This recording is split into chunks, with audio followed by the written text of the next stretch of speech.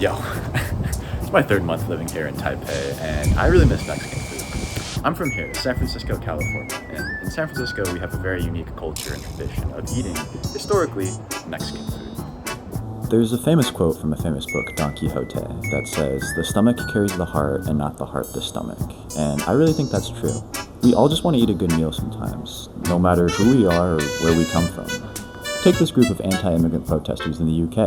But let me grab that Indian street food. Or the 8th richest man in the world, Jensen Huang. 你好，你好，好久不见了。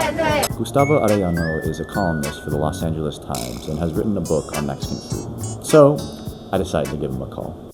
Mexican food in California especially is basically mother's milk to so many Californians, no matter what your background is, because it's ubiquitous. There's tacos everywhere. There's burritos everywhere. Chocolate comes from Mexico. Chili peppers came originally from Mexico. The tomato came from Mexico. We all eat Mexican food, whether we admit it or not, or whether we know it or not. Food creates connection.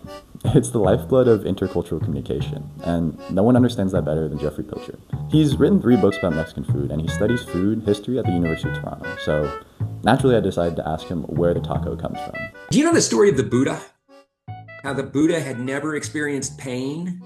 You know, he lived this perfect life, and then he realized that the world was full of pain. I had never experienced flavor, and then I ate like a Mexican chile, and it was like, oh my God, my head blew open, and that was my Buddha moment. All right, so my theory is that it's Americans who carry tacos around the world, Mexican food.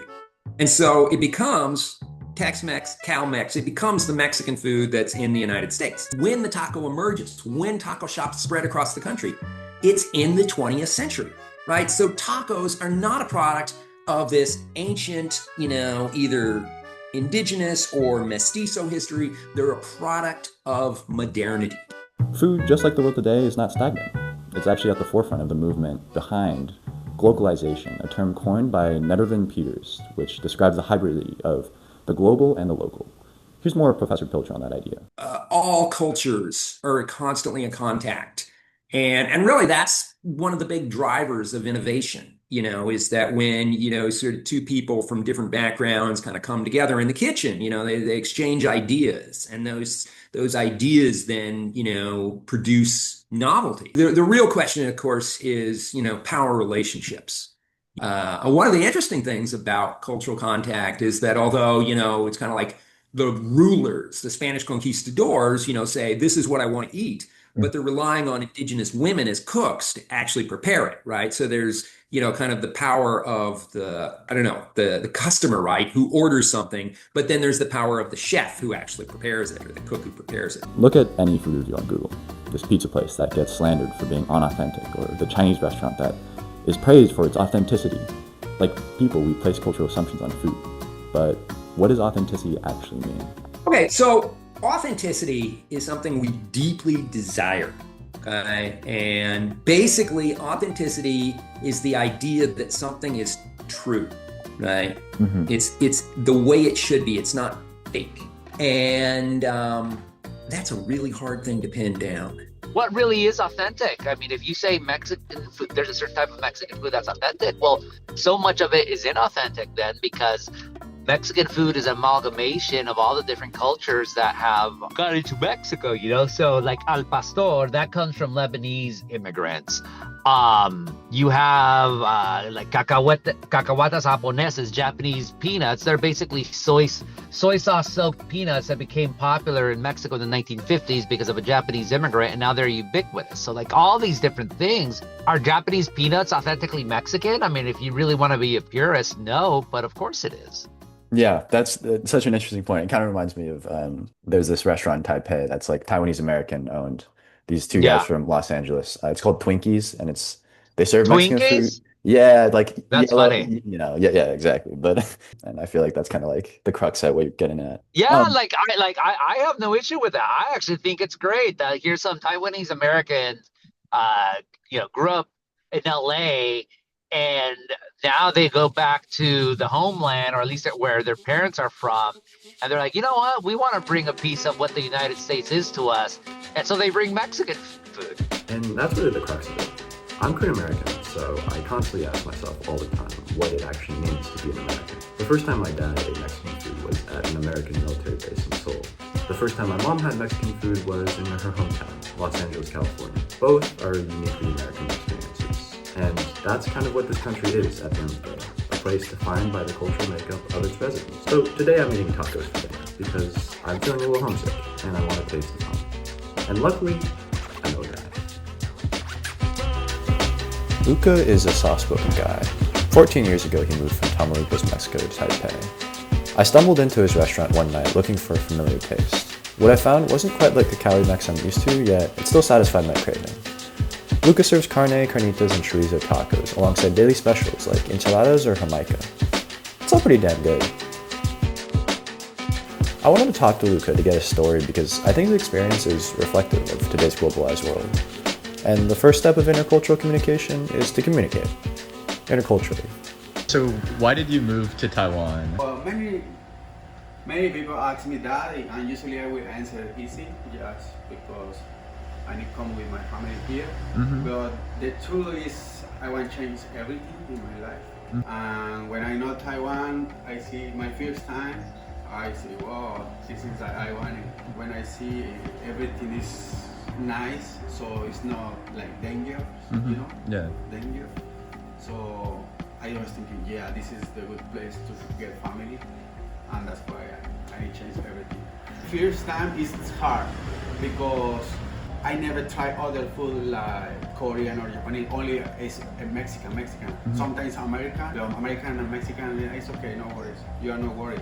But in Taiwan, it's like, you have Taiwanese food, you have Korean food, Japanese food, and Indonesian food, that's it. But this food is totally different than Mexican, right?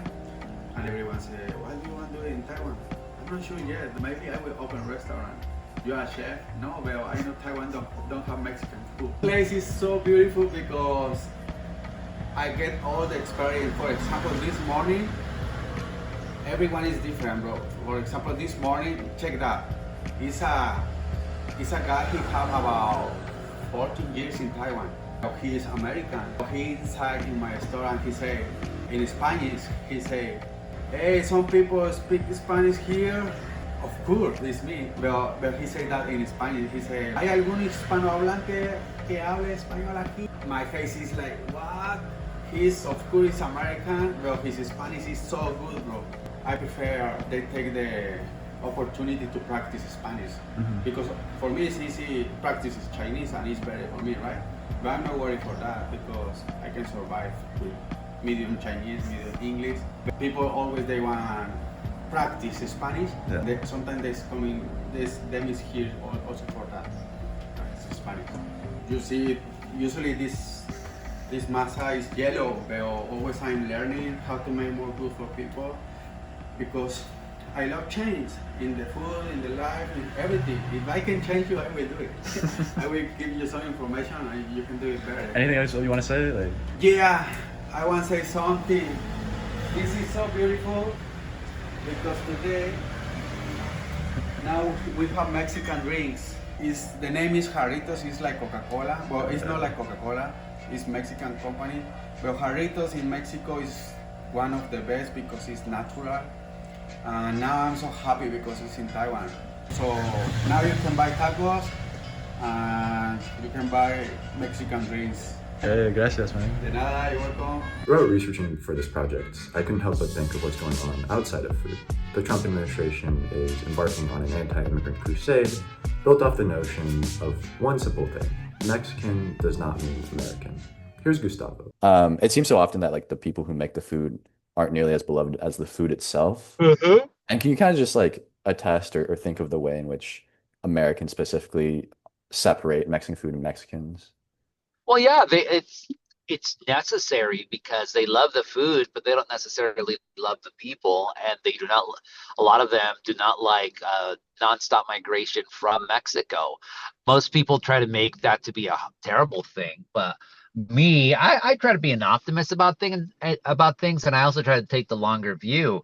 I mean, historically, if you hated a culture, you demonize its food and you would not even eat it at all. And you would use it as stereotypes to dehumanize the people who made the food. So, with Chinese food, people, racists would accuse Chinese of eating anything, like, oh, they eat dogs, they eat cats, they eat this. And so, and then also just, even during the 1980s, the whole thing, oh, you can't eat Chinese food because it has MSG and MSG is poisonous.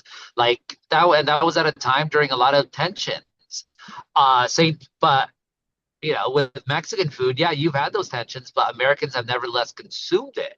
And I really think that that's the first step into trying to accept, or first step into accepting, or at least on the road to tolerating a group of people. And I think that's a positive thing.